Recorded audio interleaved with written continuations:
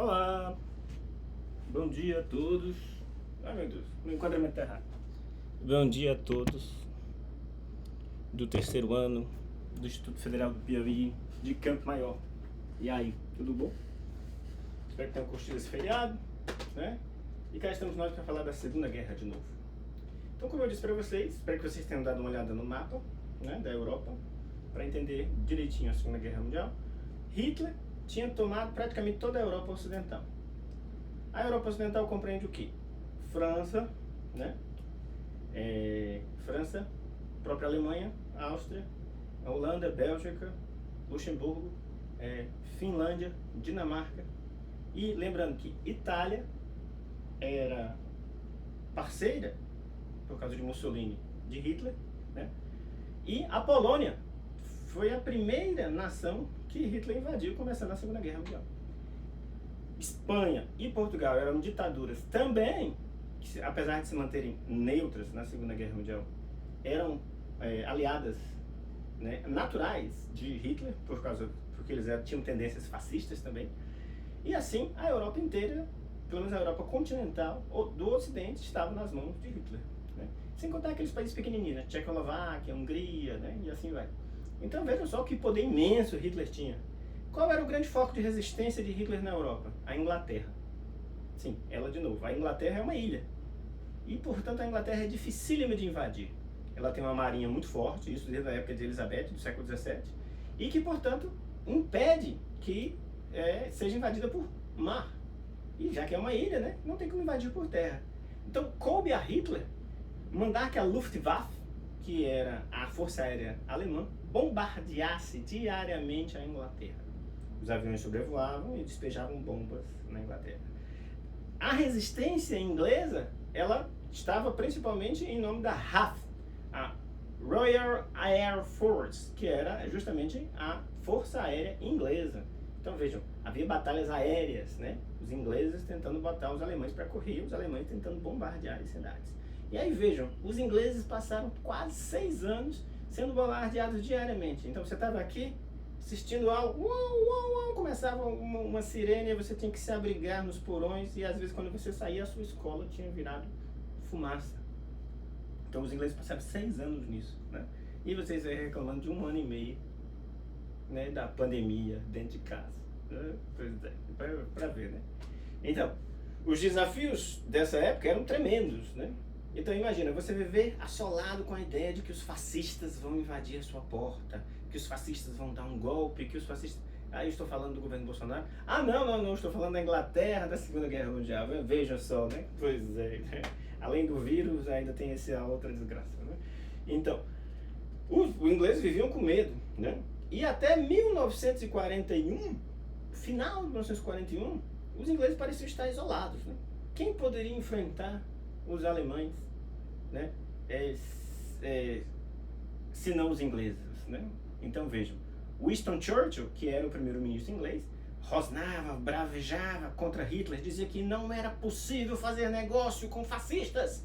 Mas havia uma ala da política inglesa que simpatizava com os nazistas e que queria sim fazer acordo, né? Vejam só, achava até que era a única saída, né? Que a Inglaterra ia acabar sendo dizimada, né? Então vejam, parecia que aí Hitler ia ganhar a guerra, né? E aí veio no final de 1941, 2 fatos fundamentais. Primeiro, Hitler se afobou demais. Hitler invadiu a Ucrânia e foi bater no subúrbio de Moscou. Lembre-se que ele tinha assinado um pacto de não agressão com Stalin, que era o premier soviético.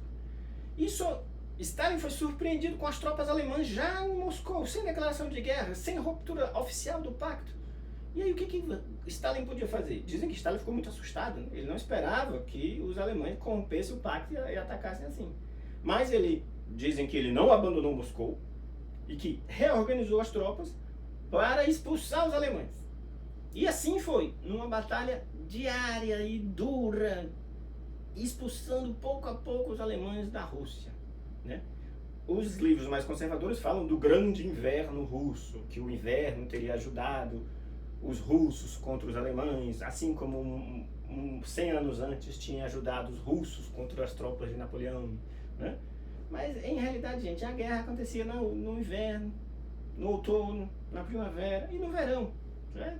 Então essa história do inverno russo explica apenas parcialmente a vitória dos russos. E os russos foram expulsando os alemães. Né?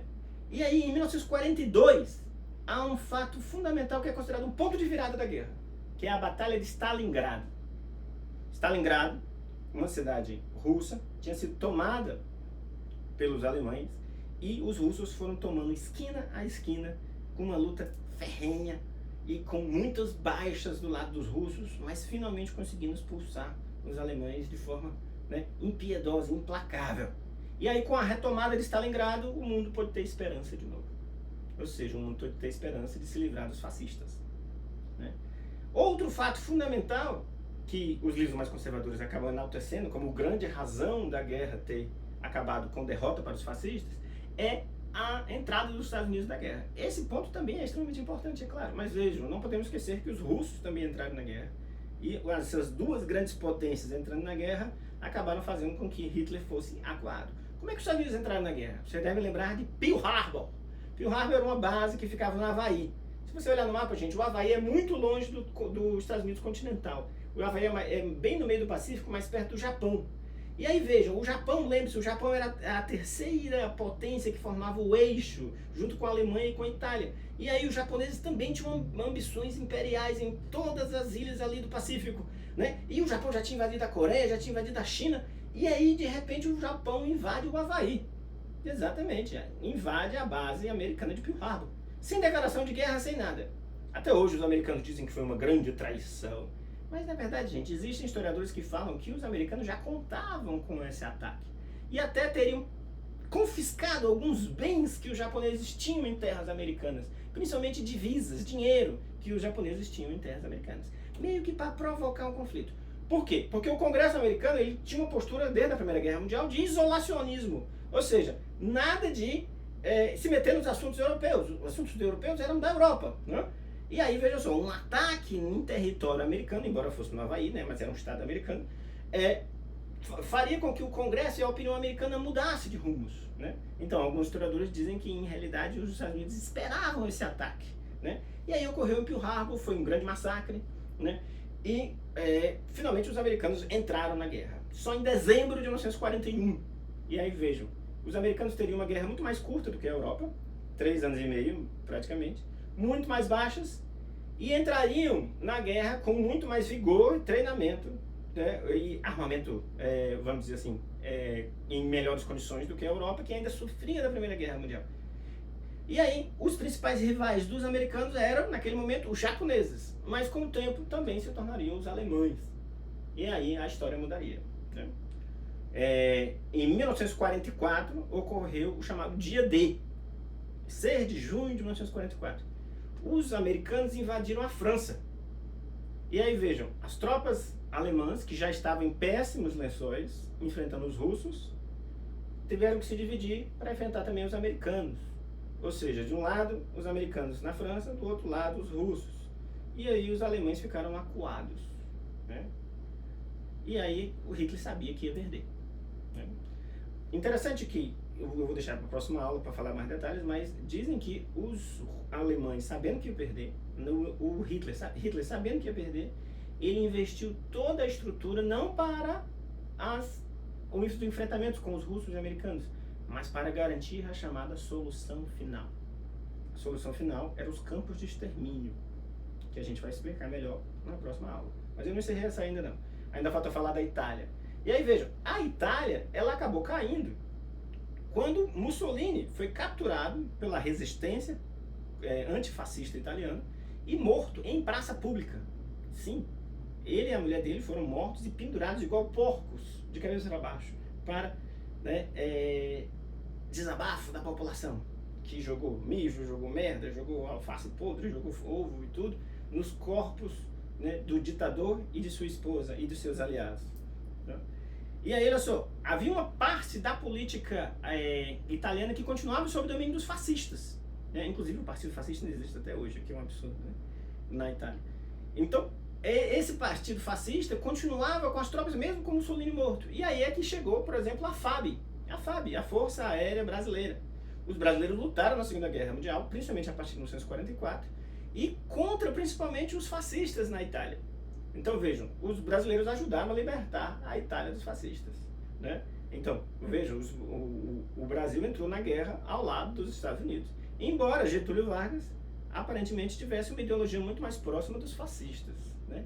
Inclusive, essa contradição em termos é que acabou alimentando o fim da era Vargas, como eu acho que o professor Nelson explicou para vocês.